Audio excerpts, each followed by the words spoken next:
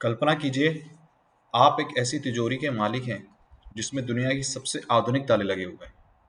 CCTV कैमरे आपकी हर हरकत पर नजर रखे हैं। बाहर गार्ड्स खड़े हुए हैं। आप चैन की नींद सो रहे हैं क्योंकि आपको अपनी तकनीकी और अपने सिस्टम पर पूरा भरोसा है। लेकिन क्या होगा अगर वो गार्ड्स ही चोरी करें? अगर वो गार्ड्स ही चोरों के साथ हाथ मिला लें? और क्या होगा अगर वो सीसीटीवी कैमरा आपकी सुरक्षा के लिए नहीं बल्कि आपके पासवर्ड चुराने के लिए लगाया गया हो? 23 फरवरी 2026 की सुबह भारत के बैंकिंग सेक्टर में एक ऐसा ही भूकंप आया जिसने निवेशकों के 8,000 करोड़ पल भर में राख कर दिए। हम बात कर रहे हैं आईडीएफसी फर्स्ट बैंक की। आईडीएफसी फर्स्ट बैंक एक ऐसा बैंक जिसे हम क्लीन गवर्नेंस और कस्टमर फर्स्ट के नाम से जानते हैं। उसके शेयर 16% से ज़्यादा एक ही दिन में क्रैश हो गए। इंट्राडे में 20% से ज़्यादा क्रैश हो गए। वजह मात्र एक, 590 करोड़ की चोरी। अब आप कहेंगे, अरे हजारों करोड़ों के इस बैंक के लिए 590 करोड़ रुपए क्या चीज़ है? लेकिन दोस्तों, कहानी पैसे की नहीं, कहानी उस भरोसे की टूटने की है जिसकी बुनियाद पर बैंकिंग सेक्टर टिका हुआ है। चंडीगढ़ की एक शांत दिखने वाली ब्रांच में 4 कर्मचारियों ने मिलकर वो कर दिखाया जिसकी उम्मीद खुद बैंक के सॉफ्टवेयर बनाने वाले को भी नहीं थी। उन्होंने हरियाणा सरकार के खाते से करोड़ों रुपए गायब कर दिए और सिस्टम सिस्टम सोता रहा। बैंक के रिकॉर्ड्स में पैसा दिख रहा था लेकिन हकीकत में तिजोरी खाली हो चुकी थी। इसे बैंकिंग भाषा में घोस्ट अकाउंटिंग कहिए या इनसाइड कॉन्स्पिरेसी, लेकिन इसने भारत के हर खाता धारक के मन में एक डर पैदा किया है। क्या मेरा पैसा वाकई बैंक में सुरक्षित है?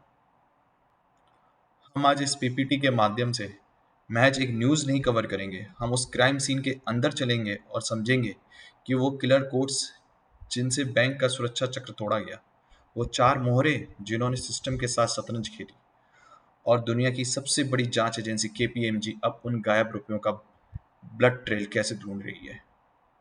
चलिए अब कुर्सी की पेटी बांध लीजिए, क्योंकि अगले कुछ मिनटों के लिए आप बैंकिंग के उस काले सच को जानेंगे जो बैलेंस शीट के पीछे छुपाया जाता है।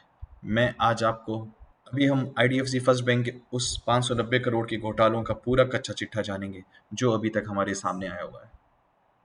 दोस्तों, बैंकिंग में एक शब्द होता है, यूजर एक्सेस मैनेजमेंट, यूएएम। हर कर्मचारी के पास एक चाबी होती है, लेकिन इन 4 आरोपियों ने सुपर यूजर की शक्तियों का गलत इस्तेमाल किया है। उन्होंने बैंक के कोर बैंकिंग सिस्टम के अंदर बैकडोर बनाया।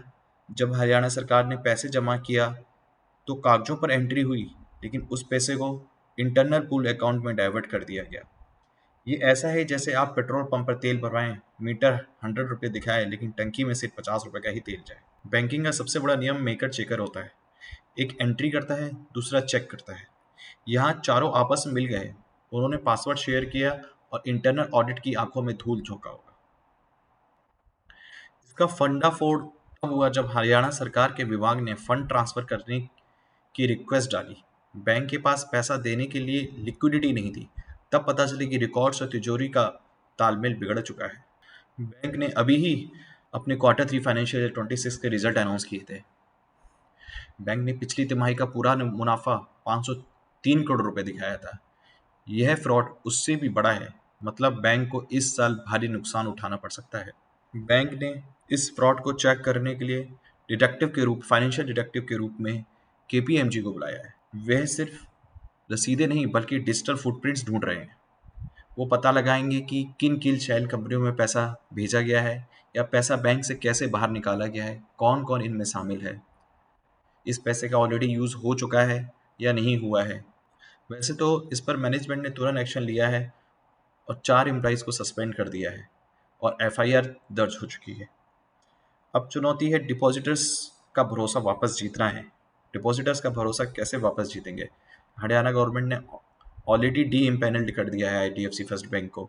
मॉर्गन स्टैनली ने इसकी रेटिंग को अंडर रिव्यू करते हुए हाई वॉलेटिलिटी की वार्निंग दी है। केपीएमजी अब इस पे पूरी छानबीन करेगी और ढूंढेगी कि पैसा कैसे निकाला गया है। पैसा सीधा तो नहीं निकाला गया होगा, इसे लेयरिंग के जरिए प्रॉपर्टी गोल्ड फर्जी कंपनियों में घुमाया गया है। पुलिस अब इन असेट लिंक्स को जोड़ रही होगी। इसको नीरव मोदी या अलग किसी घोटाले से लिंक करना चाहिए, नहीं तो ये सही नहीं होगा, क्योंकि ये एक आइसोलेटेड इंटरनल फ्रॉड है। बैंक का पूरा सिस्टम फेल नहीं हुआ है, सिर्फ एक ब्रांच में ही कुछ इंडिविजुअल्स ने ये काम किया है। ऐसे समय में इन्वेस्टर्स को पैनिक नहीं करना चाहिए और देखना चाहिए कि केपीएमजी फाइंडिंग्स में क्या निकलता है। अगर आप इसमें इन्वेस्टर हैं तो अभी आपको पैनिक नहीं करना चाहिए। बैंक के फंडामेंटल्स, कासा, रिटेल ग्रोथ अभी भी ठीक है, लेकिन फ्रॉड की रिकवरी के लिए पोर्टफोलियो को मॉनिटर करते रहें। यह पूरी इंडस्ट्री के लिए सबक है।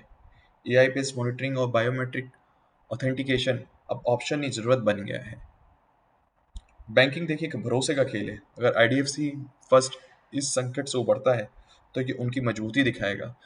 आपकी क्या राय है, कृपया कमेंट्स में बताएं। At the end, disclaimer: this video is for information education purpose only. Please consult your financial advisor before investment. Thank you.